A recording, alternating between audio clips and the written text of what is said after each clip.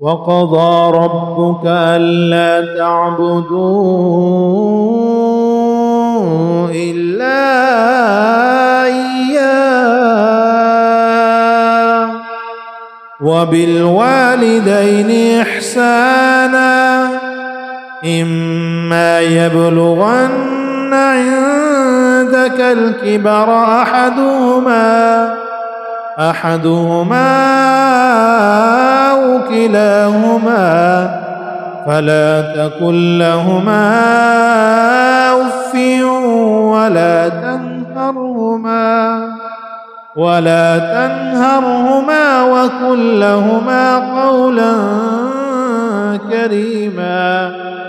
واخفض لهما جناح الذل من الرحمة وقل رب ارحمهما كما ربياني صغيرا.